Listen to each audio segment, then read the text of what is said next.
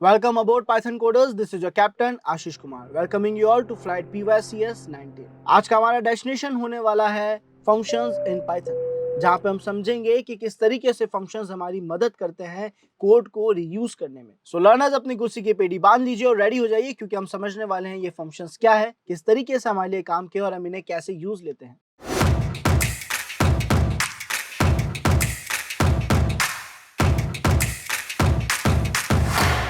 सबसे पहले हम कोशिश करेंगे ये समझने की कि फंक्शंस एग्जैक्टली है क्या, जो इसकी डेफिनेशन के जरिए में बहुत अच्छे से क्लियर हो जाएगा। A function is a reusable block of code that performs a specific task. इसको इजी तरीके से समझने के लिए एक एग्जांपल हम लेके चलते हैं। मान लेते हैं आज हम एक प्रोग्रामर को हायर करते हैं, एक डेवलपर को हायर करते हैं और हम उसे कहते हैं कि हमें एक सॉफ्टवेयर चाहिए, एक ऐसा सॉफ्टवेयर जिसमें उसे मल्टीपल पेजेस बनाने पड़ रहे हैं, मल्टीपल प्रोग्राम्स लिखने पड़ रहे हैं, यानी एक बड़ा सॉफ्टवेयर जिसमें ग्रुप ऑफ प्रोग्राम्स ज्यादा है। जब इन प्रोग्राम्स को ये बना रहा था तो एक ऐसा टास्क था, एक ऐसा काम था जो इसे बार बार करने की जरूरत पड़ रही थी। एग्जाम्पल के तौर पर मान लेते हैं दो वैल्यूज को ऐड कराना था, ये एक एग्जाम्पल है। तो मान लेते हैं इस डेवलपर को, इस प्रोग्रामर को एक टास्क है दो वैल्यूज को ऐड कराने का, उसको बार बार करने की जरूरत पड़ रही है, यानी प्रोग्राम के कई जगहों पे कई एलिमेंट्स में दो वैल्यूज को जोड़ने की जरूरत पड़ रही है। नॉर्मली दो वैल्यूज को ऐड करने के लिए इसने 2-3 लाइन के कोड्स लिखे, 4 लाइंस के कोड्स लिखे। अब जहां जहां इसे ये टास्क परफॉर्म कराना था, इसे क्या करना पड़ा कि उन सब जगहों पे ये 4-4 लाइन के कोड्स लिखने पड़े। हर उस जगह पे जहां पे इसे ये काम करवाना था, दो वैल्यूज को ऐड करवाने का टास्क परफॉर्म करना था। जब इसने ऐसा करा, यानी हर जगह पे जब ये 4-4 5-5 लाइन के कोड उसे बार बार लिखने पड़े, तो क्या ऐसा करने पे हमारे डेवलपर की एनर्जी ज्यादा यूटिलाइज हुई? बिल्कुल सही। क्या यहाँ पे मेमोरी ज्यादा यूटिलाइज हुई? बिल्कुल सही। क्या प्रोग्राम की साइज इससे बढ़ेगी? क्या प्रोग्राम इससे स्लो वर्क करेगा? तो सर ये सारे पॉइंटर्स बिल्कुल सही आउटपुट दे रहे हैं, यानी यहाँ पे ये हो रहा है कि डेवलपर का एनर्जी ज्यादा यूटिलाइज हो रहा है, प्रोग्राम में लाइन ऑफ कोड्स बढ़ रहे हैं जिससे उसकी साइज बढ़ रही है, जिससे वो स्लो होगा। और ऐसा करने पे आपका एट द एंड सॉफ्टवेयर जो है वो स्लो वर्क करेगा और डेवलपर के एफर्ट्स जा रहे हैं वो अलग, टाइम अलग वेस्ट हो रहा है यहाँ पे। इन सारी चीजों को, इन सारी प्रॉब्लम्स को रिजॉल्व करने के लिए इंट्रोड्यूस करा गया फंक्शंस को।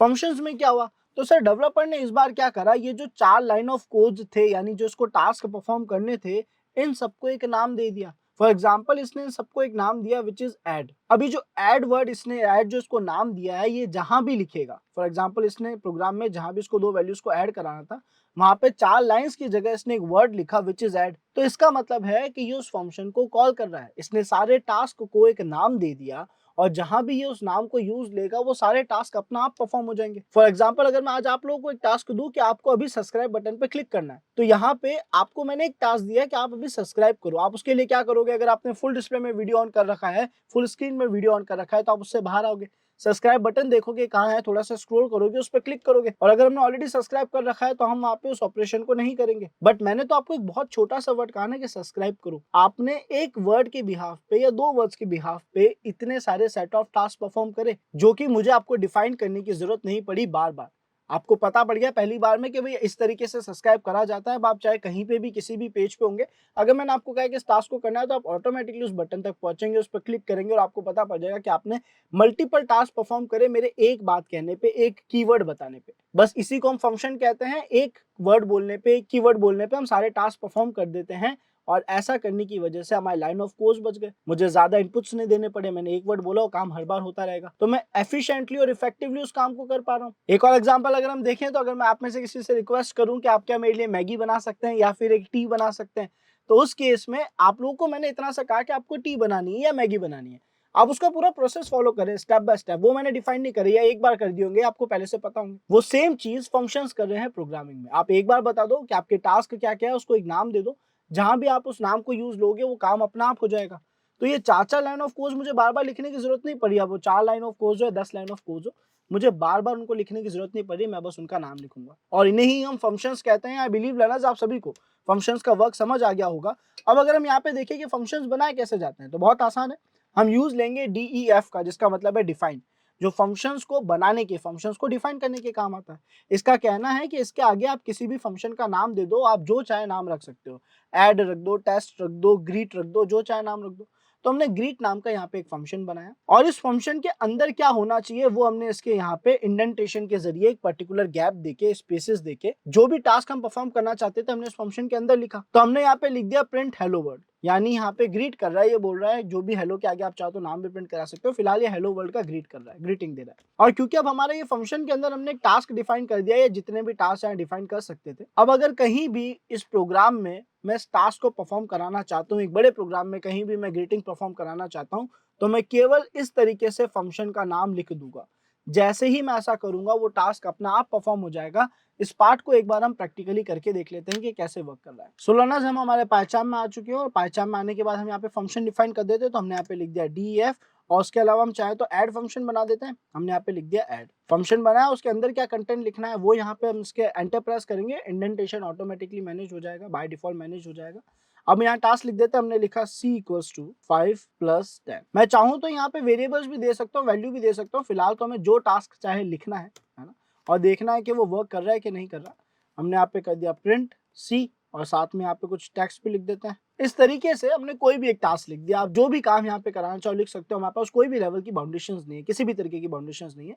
जितने टास्क, जितनी लाइन ऑफ कोड लिखना है मैं इसके अंदर लिख सकता हूँ। बस मैं इंडेंटेशन का ध्यान रखूंगा कि मैं जो भी लिख रहा हूँ वो उस ऐड फंक्शन के अंदर हो। सो ये सब करने के बाद अब अगर मैं इस प्रोग्राम को रन करूँ तो क्या ये वर्क करेगा? बिल्कुल नहीं करेगा, क्योंकि आपने फंक्शन तो बनाया है पर इसे कहीं यूज नहीं लिया है, तो ये कुछ नहीं कर रहा, कोई आउटपुट नहीं दे रहा, कोई टास्क परफॉर्म नहीं कर रहा, क्योंकि मैंने यहाँ पे एक फंक्शन बनाया लेकिन उसे कहीं पे भी कॉल नहीं करा। अगर आप फंक्शन कॉल करना चाहते हैं तो प्रोग्राम के किसी भी हिस्से में कहीं पे भी जाके आप फंक्शन का नाम लिखेंगे विच इज ऐड। आप देख सकते हो ये फंक्शन डिफाइन कर रहा है एफ के जरिए, है ना। तो हमने यहाँ पे इस फंक्शन का नाम लिख दिया। इसका मतलब अब मैं यहाँ पे इस टास्क को परफॉर्म करना चाहता हूँ, इस जगह पे मैं इस फंक्शन को कॉल करना चाहता हूँ। मैंने प्ले बटन पे क्लिक करा, रन बटन पे क्लिक करा और जब हमने इसे एग्जीक्यूट करा तो हमने देखा कि योर आंसर इज 15 जो है वो प्रिंट हो रहा है, यानी 5 + 10 को ऐड करके इसने हमें आउटपुट लाकर दे दिया। तो आई होप लर्नर्स आप सभी को समझ आया होगा कि फंक्शन किस तरीके से वर्क करता है। आप कोई भी फंक्शन का नाम रखेंगे, जो भी टास्क डिफाइन करने हैं, जितने भी टास्क डिफाइन करने हैं उसके अंदर लिख देंगे और जहां भी आपको उन टास्क को एग्जीक्यूट करना है आप उस फंक्शन को कॉल करेंगे, यानी उसका नाम लिख देंगे कुछ इस तरीके से। सो लर्नर्स, आई होप आप लोग इस वीडियो को एंजॉय कर रहे होंगे। एंड लर्नर्स, अगर आप लोगों के लिए साइबर सिक्योरिटी एक पैशन है, आप साइबर सिक्योरिटी के कंटेंट को डिटेल्ड में प्रैक्टिकल लेवल पे मेंटर की गाइडेंस के साथ सीखना चाहते हो लाइव जूम क्लासेस के जरिए, तो आप लोगों को मिल रहा है WSCH WSCUBTA का सर्टिफाइड एथिकल हैकिंग का बैच, जिसके अंदर आप लोगों को मिलेंगे 12+ असाइनमेंट्स, 3 मेजर प्रोजेक्ट्स जो कि आपकी ओवरऑल स्किल्स को पॉलिश करने में बहुत मदद करेगा। और इसी के साथ साथ हर एक मॉड्यूल के चीट शीट्स, नोट्स जैसी काफ़ी सारी चीज़ें आपको मिलेगी जो आपके स्किल्स को बेटर लेवल पे इंप्रूव करेगी। सो लर्नर्स, अगर आप लोग साइबर सिक्योरिटी में अपना करियर सिक्योर करना चाहते हैं then don't waste your time, just grab this opportunity now. नीचे डिस्क्रिप्शन में आप सभी को फॉर्म लिंक मिलेगा जिसे फिल करके आप आज ही इनरोल कर सकते हो अपने इस फेवरेट कोर्स में। सो ग्रेट जॉब लर्नर, आपने पार्ट सीख लिया है कि फंक्शन एग्जैक्टली क्या है, कैसे वर्क करता है, हम इसको कैसे डिफाइन कर सकते हैं, इसकी मदद से हम एक प्रोग्राम को कैसे इफेक्टिवली और एफिशिएंटली यूज ले पा रहे हैं। So see you in next flight, till then stay safe and keep learning. This is your captain Ashish Kumar signing of.